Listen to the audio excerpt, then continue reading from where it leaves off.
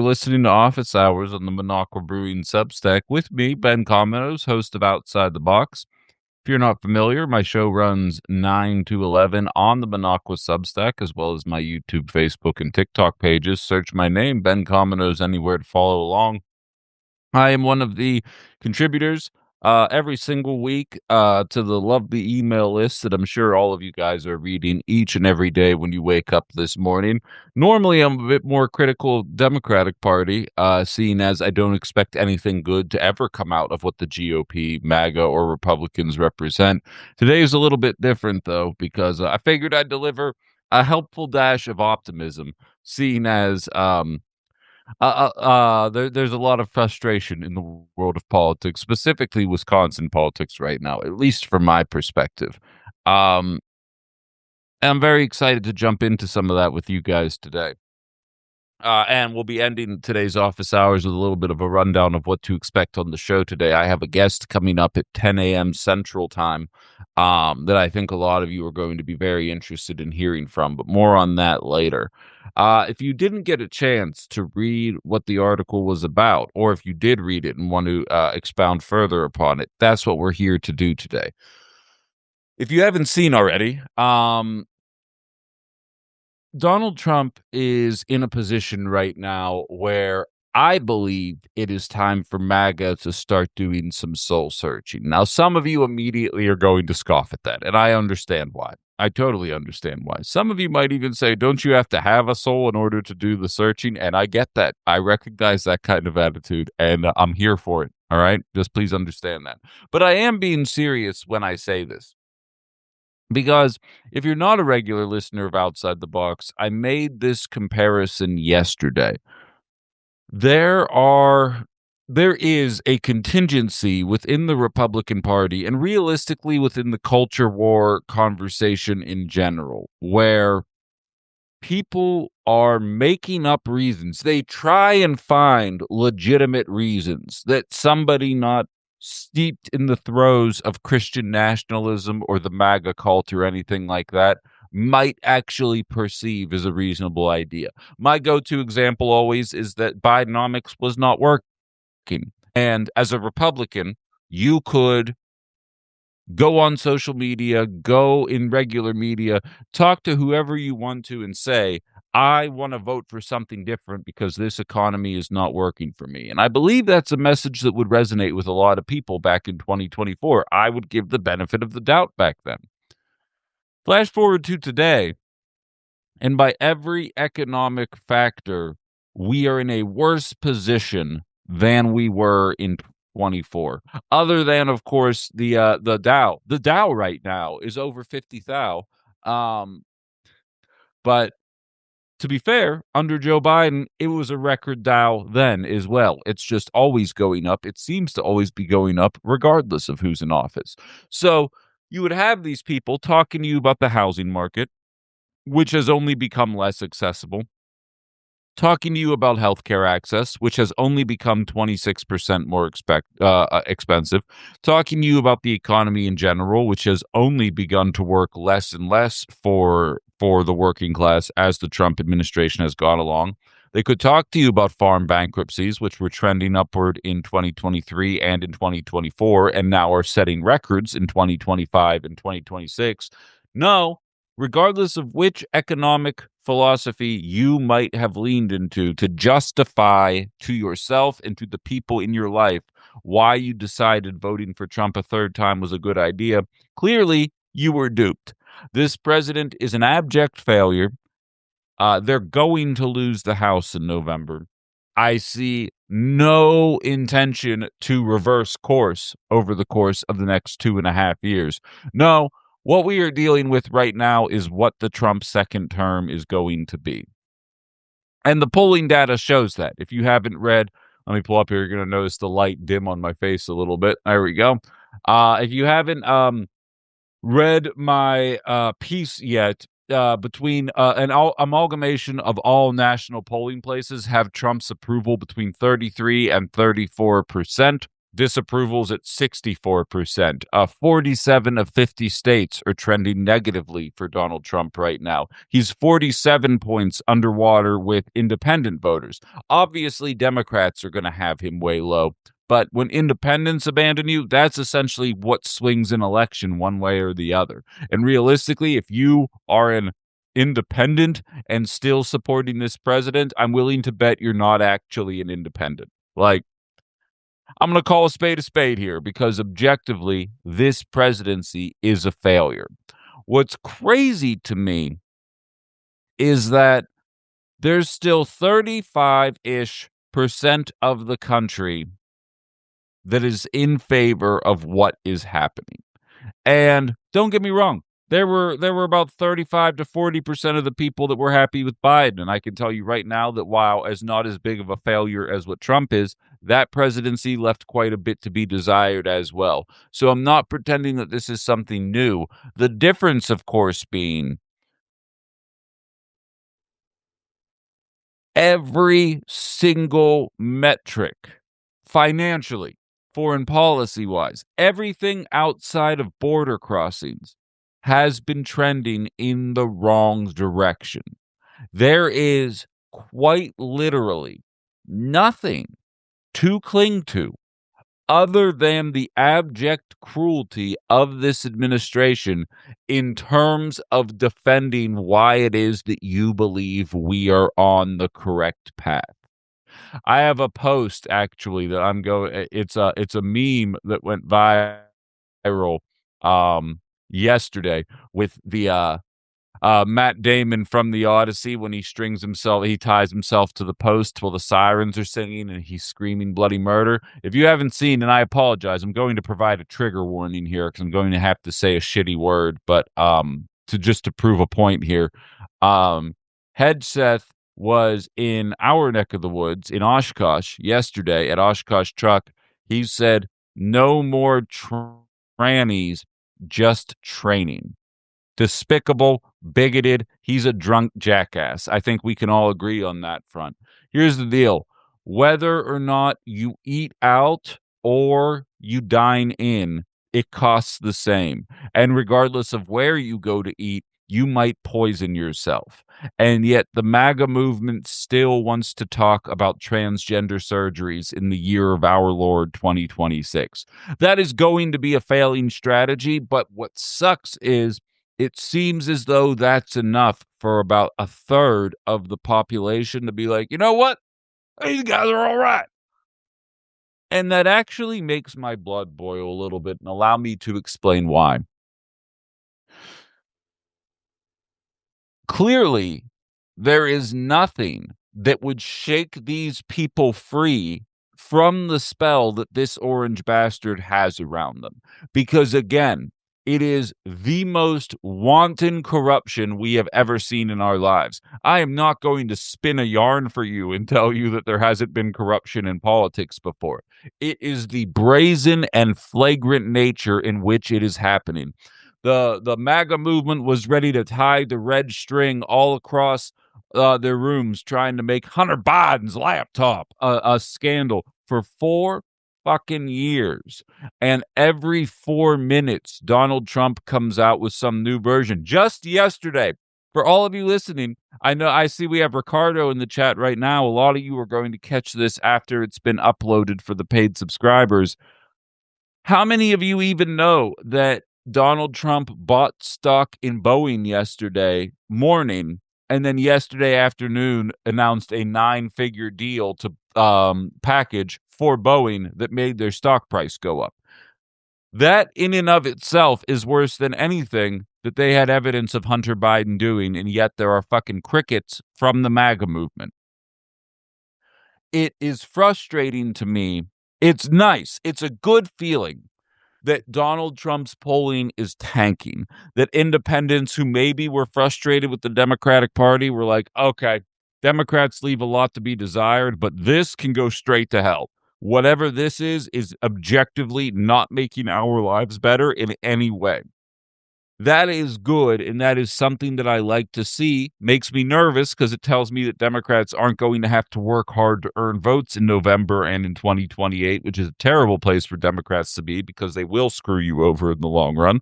But not as bad as this fascism that we got to deal with today. But no, what's frustrating about it is that a third of Americans, I'm doing the math real quick, about 125 million people. I realize not all of those people vote. I realize some of those people are children. Some of them are politically apathetic. But assuming everyone were voting, that would be one third, 125 million people are like, yeah, this is good. This is good. I think we're on the right direction. What gives me hope about that, though, is that they're going to have to be upfront with their bigotry going forward. There is no more hiding behind the high-minded, I just think the economy isn't working for the right people. I just think that undocumented immigrants are suppressing our wages by taking significantly lower pay for jobs that could be going to Americans and forcing the Americans that do work in that industry to take a lower wage. Those conversations are no longer going to be relevant anymore. Because if you haven't seen the disgusting video of the two women who were immigrants seeking asylum, who were dragged out of their hospital beds screaming and crying, who were doing everything legally, who in not a single way represented the worst of the worst. I myself can't even get through the whole video, and it's quite literally my job to watch this shit. When you see that kind of stuff happening, you're no longer talking about wage suppression. You're no longer talking about the criminals that are doing crimes. Just say it. You hate immigrants. You hate minorities. You hate the transgender community. We are getting to the point now where you no longer really have a leg to stand on anymore. You no longer are pretending that you care about qualifications of the job. You're just angry when a black man gets a job. Full stop. Because Donald Trump's administration is filled with some of the most unqualified, stupid mother hubbards that I have ever come across in my entire life. So it's not about the qualifications. It's not about the intelligence. It's that you hate when minorities get positions, specifically positions in power. And not to go too outside the box on you here, but I'm going to for a second. That stupidity and racism allows for minorities that are just as corrupt as the white people that came before them to end up in positions of power. I oftentimes state during the Biden administration, Lloyd Austin was the first black Secretary of Defense in American history. It's awesome. It's good shit. He also is the first defense secretary in American history to come directly from serving on the board of a defense contractor to working in the Defense Department. One day, he's trying to figure out how to maximize the profits for Raytheon. The next day, he is in the Defense Department. I wonder who's going to make a bunch of money while he's in the position that he is in. It's fantastic that Joe Biden and the Democrats have opened the door for people in different marginalized communities who have not had a seat at the table to finally get one. It would be nice if we got to the point where they weren't also corrupt pieces of crap like every single white person that came before them. But as long as MAGA is sitting there bitching about any time a minority accomplishes anything, we're never going to move forward. The polling data is a mixed bag. In the article that I wrote, there's two different elements to this, right?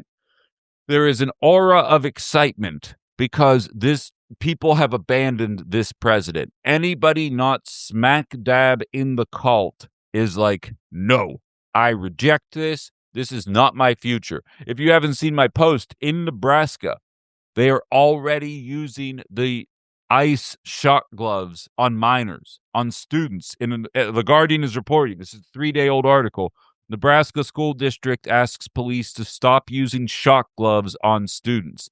Omaha police agreed to stop carrying electric shock gloves in the halls of the state's largest public school district. I don't give a crap what bothered you about the Democrats or the Biden administration, and I am saying this to myself as well. Nothing like this bullcrap was happening. And anybody championing this, I hate to break it to you, but you are a fascist. You are a fascist and I am anti-fascist. I'll think of an abbreviation for it later. People are resoundingly rejecting that. And at the same time, 125 million people estimated. 125 million people are like, yeah, if he could run for a third term, I think I'd elect him. And that genuinely makes me sad because I don't believe in evil. Full stop. I don't. I believe I believe in excessive greed. I believe circumstances can lend themselves to you engaging in nefarious actions. I think there are causes that lead to bad behavior. But the idea that somebody is born innately bad, innately evil, I do not ascribe to that strain of thought, personally. Which says to me that there are 125 million Americans that are dumb as fuck. So dumb. Like, and it's a mixture of being innately dumb. And again, similar to evil, I believe that anybody can learn anything. I was fortunate enough to be born into a family where my mom was an academic. Her entire family is comprised of academics. And so I was basically born knowing how to read and knowing my multiplication tables. You know what I mean? So I'm very fortunate that she hammered that kind of stuff home with me. And I'm a firm believer that if you gave me 10 years, I could probably go do open heart surgery. You know what I mean? If you just sent me to a surgeon, had me show it, I could learn it. I think any of you could learn it. I am not saying these people are lost causes. I am saying that a 50-year plan specifically enacted by the Republican Party, but to be frank, not necessarily addressed in any meaningful way by the Democratic Party, to leave the bulk, a third of Americans undereducated and clueless as to how this system works, how this country works, the differences between right and wrong, what's holding you back in life. A third of this country is so undereducated that they are susceptible to falling for a charlatan's antics who promises them nothing other than bigotry towards racial minorities, immigrants, and the LGBTQ community. Because other than Pete Hegseth talking shit on the transgender community, other than Hispanic women and children, and men for that matter, but we always tend to gravitate in Titanic rules, right? Women and children first. Other than the videos of them crying for doing nothing wrong, other than existing in America, there is a percentage, not a big one, not one that can win elections, but there is a percentage of people out there that are willing to say, yes, we have achieved American exceptionalism again, and we are on our path forward. This president is a failure. And if you haven't seen my post from yesterday, gas is above $4 a gallon. Manufacturing employment is completely stalled and actually trending down relative to what was going on during the Biden years. The cost of healthcare has jumped up by 26%. The deficit is increasing more and more and is set to continue increasing based on Trump's policies all the way through 2034. The Medicaid cuts are going to get bigger and bigger every year, leading to 2034. And the economy in general, the growth in the economy has slowed to a halt. If you actually bought into the idea that this guy could fix a fledgling economy, you are pissed off right now. And that makes up the 57 or 47% underwater number with independents that the Trump administration gets. Please understand, I am a registered Democrat, but that is only because I am coming from a state with closed primaries. I was legally not allowed to vote for Bernie Sanders in 2020 or in 2016 because I was a registered independent. So I decided to register as a Democrat, and then 2 years later, I moved to Wisconsin, which now does open primaries. So realistically, I could re-register as an independent, but I hate paperwork. The idea that independents are moderates is a myth. propagated by the mainstream media, in my opinion. No, independents are all over the place. And as I stated to start this episode, if you are an independent still supporting this president, you are not an independent. You are a MAGA in denial. I hate to break that to you. But people are fed up. People are ready for change. And the best part is, as we progress to 2026, 2028, and beyond, they're not going to have a leg to stand on. Did you see the video that went viral yesterday? Abdul El Sayed went on Jesse Waters' Fox News program. It'll make you want to punch your screen, but I can't suggest enough going and checking it out. At one point, El Sayed is talking about Medicare for all, the unaffordability of healthcare, the fact that people are upset with the cost of healthcare as it moves forward. And to quote Jesse Waters, he says, "You're a doctor, right? Are you okay with chopping off a little boy's ding-a-ling? We're talking to you about your healthcare costs that have gone up 26%. And Fox News, one of the talks about, they're trans and our kids. And they expect us to take them seriously in the year of our Lord 2026. Here's the kicker. I recognize that this is a Minocqua Brewing exclusive. I am not breaking anything to any of you. Not many of you have sympathy for the MAGA movement, and I get that. I am coming from the talk radio world, where I gave the benefit of the doubt.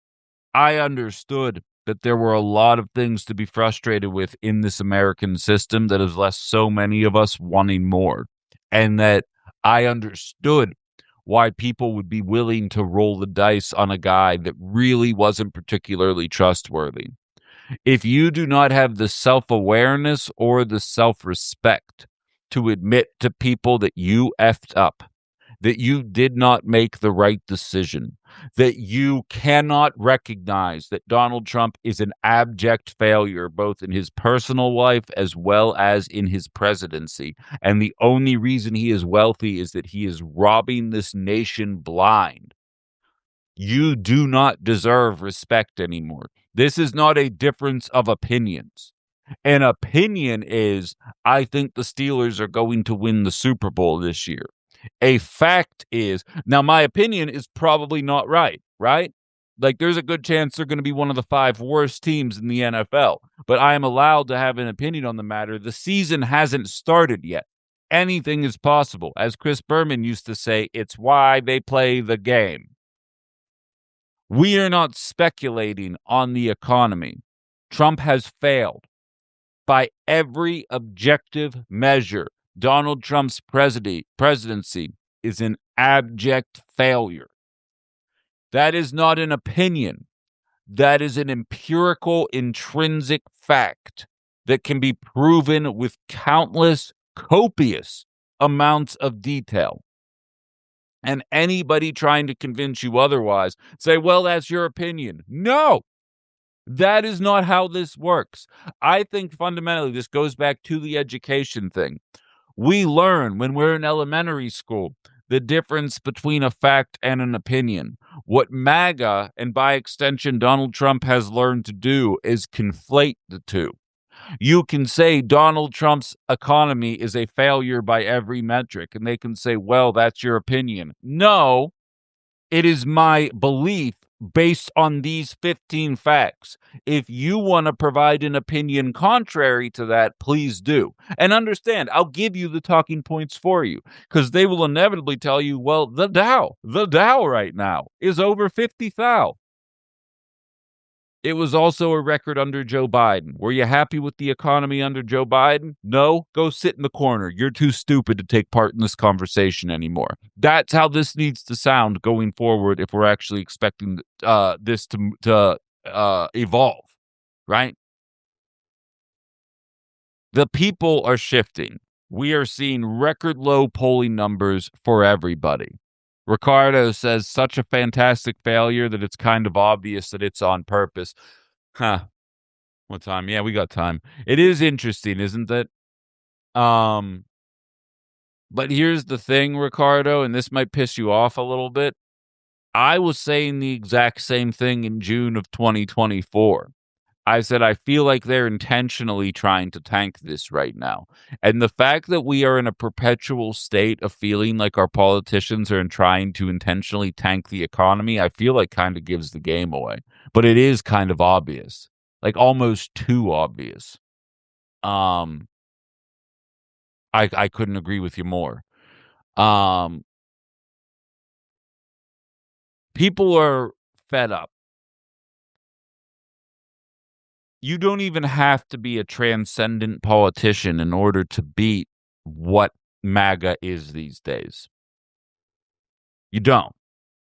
But if somebody came along who means business, I think you could see 1984, the actual year, not the book, 1984 style electoral college results for the Democrats. I don't know who that candidate is, to be frank. But there's a chance that we're about to see some record-breaking stuff happen, and I'm optimistic. I don't even want to put the cart before the horse. I think there's going to be an absolute shellacking in November. I say it on my show regularly. I believe it's why I was fired, is because look at how my counties voted for Francesca Hong in the primary here. Northeast Wisconsin voted overwhelmingly for a socialist. I'm not saying that's exclusively my fault. I'm saying the times have brought it upon us. But I think having the highest rated talk show in the market talking about this kind of stuff definitely influenced some people. And that's in talk radio. There is a desire for this right now. And I do want to offer a little bit of hope, even though 125 million people are still like, yeah, hey, we got to stop them from Transurkey. That means 250 million Americans are saying, okay, you idiots, sit down in the corner. The adults are going to go fix the problems that you've created. Now, don't worry, though. We'll make sure you guys are accounted for still because our bleeding heart empath nature just will not let us let people fall behind. And I'm here for that. And personally, I wouldn't want to be wired any other way. Speaking of all this nonsense, Tuesday's edition of Outside the Box, if you're listening live, is going to start in a half an hour. If you are listening to this later, it ran from 9 to 11 Central Time. It's available on the Minocqua Brewing page as well as my YouTube page. Search Ben Cominos to go and find it. I'm going to be having a guest on at 10 a.m. my time, Central Time, named, I'm just going to go with her anonymous name. She calls herself Red Witch on social media. She was at the protests in Minneapolis over the weekend. I'm sure if you are listening to this, you probably are aware that a real life superhero, my boy right here, showed up and punched a fascist, Jake Lang, in the face. While I abhor violence, I find myself entrenched in a bit of the paradox of tolerance, if you will. In order to handle intolerance, the tolerant cannot be tolerant of the intolerant. And so the question becomes, when is it okay to punch a Nazi? And this humble anti-fascist opinion, every time is the right time to punch a Nazi. There is going to be a woman on my show at 10 a.m. today who was a witness to what took place, who is an activist in Minneapolis, who travels all over the place, causing the good kind of trouble that we all know and love in this society. And I appreciate her stepping outside of her comfort zone and joining me on the show to break that all down. Again, that'll be at the beginning of the second hour of the show if you don't get a chance to listen live. We're also going to be jumping a little bit more. You guys got a brief taste of what was going on with the polling data here. You got the exclusive first look at it here. We're going to jump into those numbers a little bit surrounding Trump's fledgling economy and everything that went wrong there. And as I highlight, police officers are using these shock gloves on minors now. It took about a week from the time we found out that these shock gloves exist to finding out gloves are being used to shock people under the age of 18 who are not being compliant. And I have to say, it's always okay to punch a Nazi. I appreciate you guys listening to Office Hours today. Please do check out my article. We have great writers every single day writing these articles for you. Again, my name is Ben Cominos. I'm on all the socials. You can find me on TikTok, YouTube, my Facebook just went viral this weekend. I gained 7,500 followers overnight, so I'm posting much more frequently on all of these sites now, trying to grow that stuff. So any support here, independent media like the Minocqua Brewing Times, like Outside the Box, is about the only bastion we have left pushing back against what it is that these regimes are trying to do to us here. So your support is always appreciated. I appreciate you guys listening for this half hour, and I have a half hour to get ready for my 2 hour show. So I'm going to get out of here. You all have a lovely rest of your day, and I'll talk to you soon. Thanks for listening.